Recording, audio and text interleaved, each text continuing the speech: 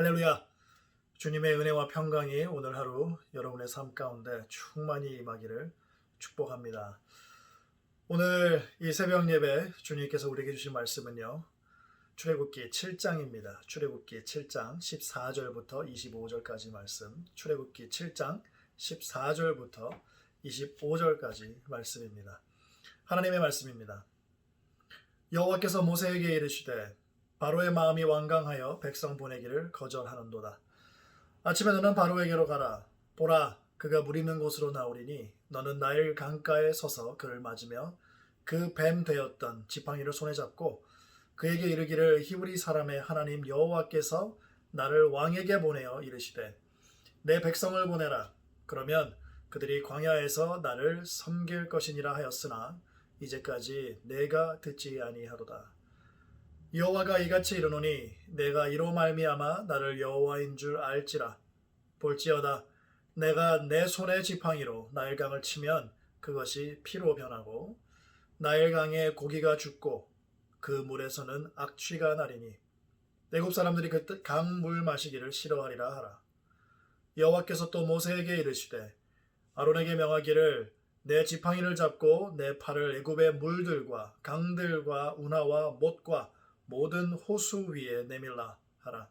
그것들이 피가 되리니 애굽 온 땅과 나무 그릇과 돌 그릇 안에 모두 피가 있으리라.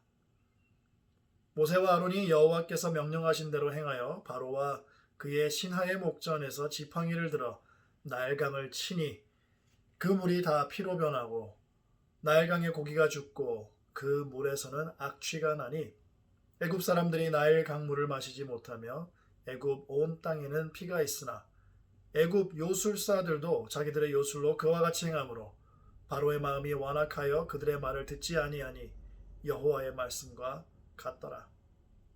바로가 돌이켜 궁으로 들어가고 그 일에 관심을 가지지도 아니하였고 애굽 사람들은 나일 강물을 마실 수 없으므로 나일 강가를 두루 파서 마실 물을 구하였더라. 여호와께서 나일 강을 치신 후 이래가 지나니라. 아멘. 기도하시겠습니다. 아버지 하나님 감사합니다. 이 아침 주님께서 눈을 뜨게 하시고 이 새 하루를 맞이하게 하시며 주님 이 하루를 주님의 말씀을 들음으로 은혜를 가지고 하루를 시작하게 하시니 감사를 드립니다. 아버지 하나님께서 말씀 통하여서 은혜 주시고 축복하시고 가르쳐 주시고 말씀을 해주시며 오늘 하루 주님께 영화로운 또 기쁨을 드리는 삶을 드릴 수 있도록 아버지 하나님 붙잡아 주시기 원합니다. 홀로 영광 받으시기 원하며 모든 말씀 예수님의 이름으로 기도드렸사옵나이다.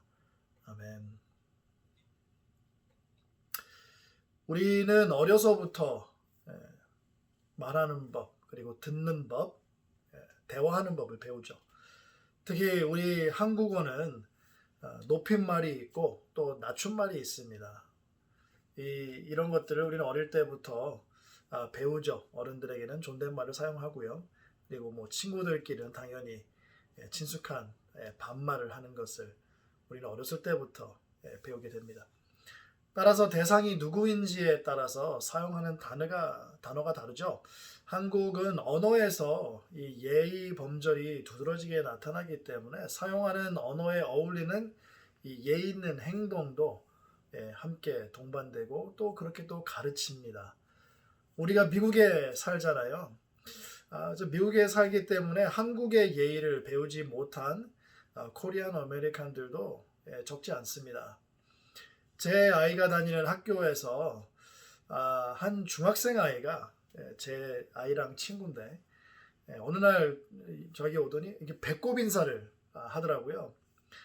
사실 어릴 때야 우리가 아이들한테 배꼽 인사하라고 가르치고 또 그렇게 시키지만 중학생 아이가 자발적으로 학교 끝나고 나오면서 저한테 했거든요. 중학생 아이가 자발적으로 어른인 저에게 배꼽 인사를 하는 것은 처음 봤습니다.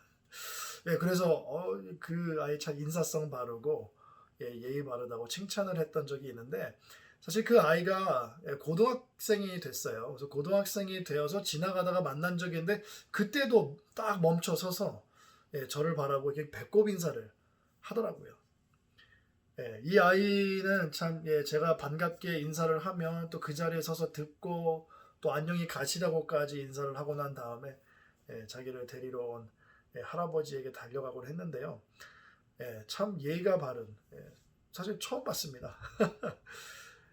그래서 어른에게 이렇게 예의를 표하고 인사를 하고 또 어른이 말씀하실 때 올바른 자세로 잘 경청하는 것, 우리 한국의 문화 그리고 또 예의 범절이죠. 그렇다고 해서 또 다 그러지 않습니다. 또 예의 없고 말 안 듣는 아이들도 많죠.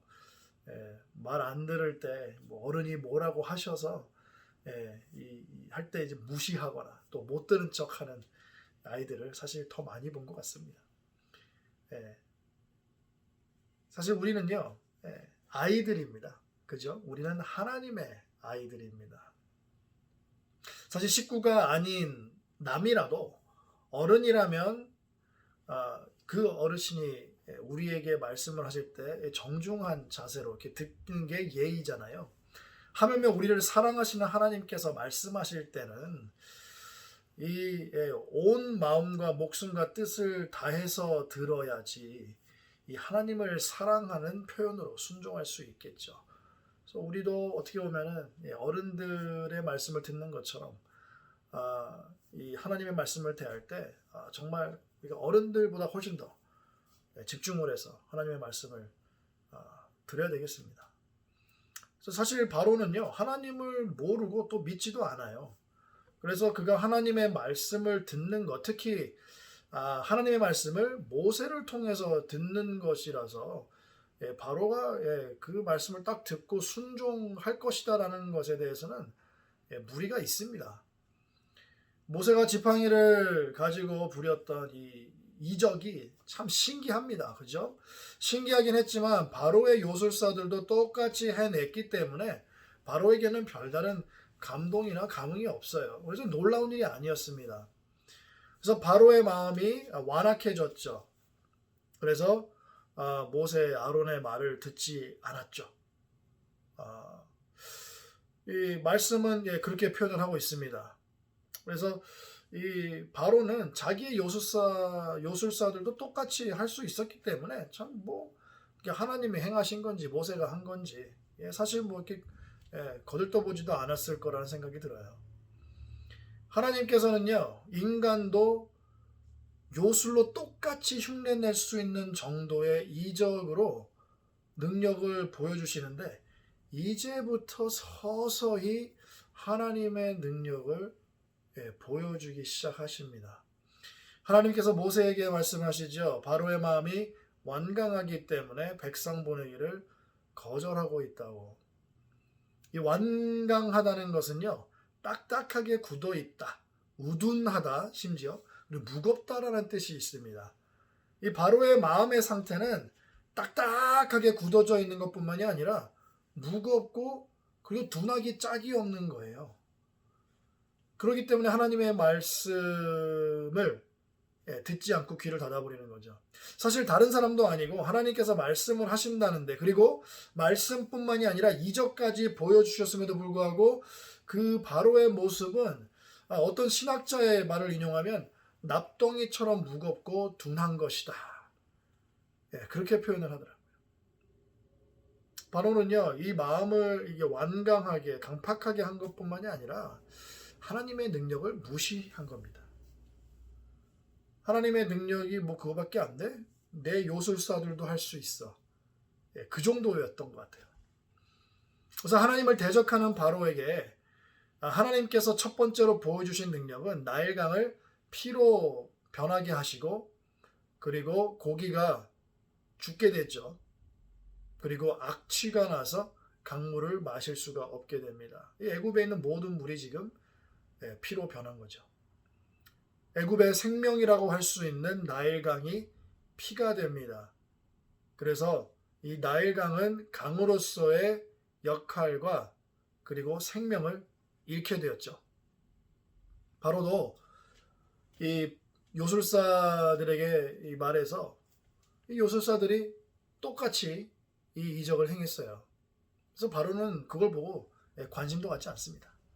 바로의 이런 행동은요, 애굽 전체에 영향이 미쳤습니다. 물을 마실 수가 없었죠. 그래서 땅을 파고 수고를 할 수밖에 없었죠.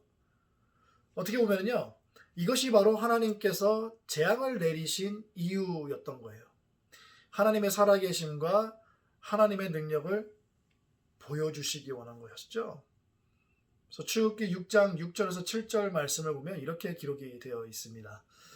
그러므로 이스라엘 자손에게 말하기를 나는 여호와라 내가 애굽 사람의 무거운 짐 밑에서 너희를 빼내어 그들의 노역에서 너희를 건지며 편팔과 여러 큰 심판들로서 너희를 속량하여 너희를 내 백성으로 삼고 나는 너희의 하나님이 되리니 나는 애굽 사람의 무거운 짐 밑에서 너희를 빼낸 너희의 하나님 여호와인 줄 너희가 알지니라.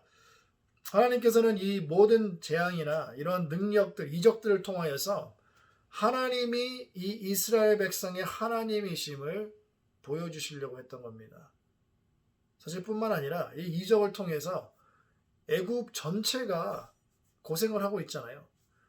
그럼 애굽 전체 또한 하나님의 살아계심과 능력을 이스라엘 사람들이 본 것과 똑같이 보고 느끼고 경험을 했다는 거죠. 하나님께서 말씀을 하시는 데에는 항상 이유가 있고요. 그리고 말씀하시는 그 대상이 항상 있습니다. 그런데 바로는 하나님의 말씀과 그의 능력을 무시했고 아예 귀를 닫아버렸죠. 우리는 어떻습니까? 하나님께서 말씀을 통해서 또 환경을 통해서 교회를 통해서 기도를 통해서 여러 가지 루트 방법 등을 통해서 늘 우리에게 말씀을 하고 계십니다. 우리에게 위로를 주시고 또 힘이 되어 주시기 위해서 말씀하실 때가 있죠. 때로는 경고하시기 위해서 말씀하실 때도 있습니다. 또 어떤 때는 교훈을 주시거나 또 회개케 하도록 깨달음을 주시기도 합니다. 하나님께서 말씀을 하실 때마다 하나님의 말씀을 잘 듣고 행하는 것, 하나님의 말씀을 청종하는 것 매우 매우 중요합니다. 하나님께서 말씀하실 때 모세는 하나님의 말씀을 듣고 바로에게 그대로 전했죠. 하나님의 말씀을 듣고 그대로 행하는 사람이 있는가 하면 반면에 바로처럼 하나님의 능력 그리고 하나님의 말씀을 들었음에도 불구하고 이것은 하나님의 말씀이 아니야 라고 귀를 닫고 무시해버리고 마음을 딱딱하게 그리고 무겁고 둔하게 우둔하게 만들어버리는 사람들도 적지 않습니다. 여러분 오늘 이 출애굽기 말씀을 통해서 하나님께서는 우리에게 이 역사를 통해서 영원하신 하나님, 어제도 오늘도 영원히 동일하신 하나님께서 우리에게 주시는 말씀은 무엇이냐면 하나님은 살아계시다라는 것이고 그리고 하나님께서는 능력의 하나님이시며 우리와 함께 하실 것이라는 것입니다. 오늘 하루도 살아계신 하나님의 능력이 하나님의 말씀 따라 살아가시는 여러분들과 함께 하시기를 주님의 이름으로 축복합니다. 기도하시겠습니다. 할렐루야. 아버지 하나님 감사합니다. 오늘 하루 주님께서 살아계심을 또 알게 하시고 깨닫게 하시고 또한 능력의 하나님과 함께 동행하게 하시니 감사를 드립니다. 아버지 하나님 오늘 눈을 뜨고 또 집을 나서서 또 회사를 가고 일을 하고 또 집으로 돌아와 쉬고 또 잠자리에 드는 그 모든 시간과 과정마다 주님께서 함께해 주시고 보호해 주시고 지켜주시며 살아계시는 아버지 하나님 그리고 주님의 놀라운 능력으로 함께 하셔서 우리 성도님들이 주님을 늘 기억하고 그리고 주님의 말씀을 듣고 청종하는 오늘 하루 될 수 있도록 주님 붙잡아 주시옵소서. 모든 말씀 예수님의 이름으로 기도드렸사옵나이다. 아멘.